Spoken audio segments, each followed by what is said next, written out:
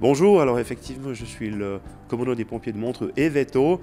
Et oui, j'aime Montreux, j'aime la ville de Montreux, mais j'aime aussi la commune de Montreux avec ses nombreux villages, que ce soit Glion, Chailly, Territet, Caux. J'aime les gens qui composent ces villages puisque ces gens sont aussi ceux que je côtoie au quotidien puisque ce sont mes sapeurs-pompiers.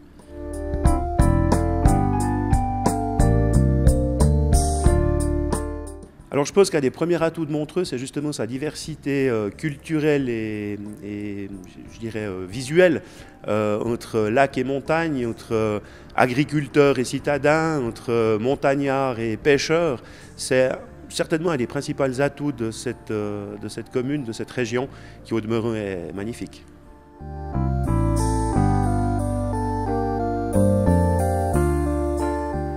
Ce qui manque particulièrement à Montreux, c'est peut-être une zone piétonne ou un centre-ville plus marqué.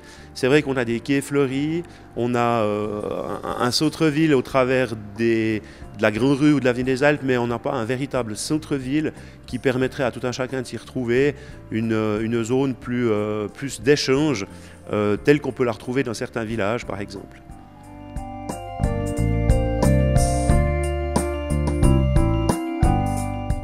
Alors en ce qui me concerne, je pense que l'avenir Montreux s'inscrit, même si Montreux a tous les atouts nécessaires pour se faire valoir, il s'inscrit dans une région.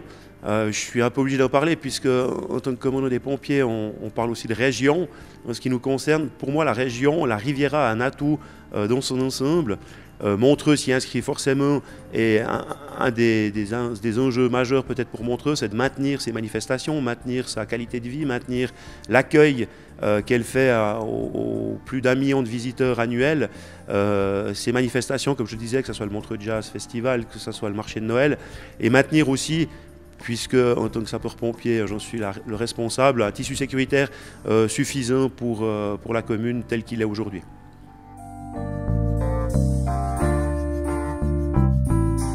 Les anecdotes, il y en a plusieurs, peut-être une pour marquer la diversité peut-être de Montreux. C'était l'année passée, on était alarmé pour une fuite de gaz au col de Jamant, au restaurant du Manoir, en plein hiver. Alors évidemment que la route est fermée, alors il y aurait eu la possibilité de l'hélicoptère, mais ça coûte un peu cher. Alors par quelques téléphones, par justement ce réseautage que fait Montreux, par quelques téléphones, on a réussi à se faire monter en train jusqu'à la Perche et puis prendre une motoneige pour se rendre sur place, pour faire un contrôle sur cette fuite de gaz qui sur le moment n'en était pas une, mais sur les faits, à l'ouverture du col, on s'est aperçu que la citerne s'était complètement vidée effectivement. Hier, il y a aussi une fuite de gaz dans un magasin, puisque des ouvriers employés à percer un plafond ont malheureusement percé la conduite. Il se trouve en plus que c'était dans une bijouterie, alors je crois que les gens avaient plus l'impression qu'il s'agissait d'un braquage que d'une fuite de gaz, mais le gaz ayant pu être coupé rapidement, ceci n'a pas posé de problème ultérieurement, si ce n'est pour la circulation.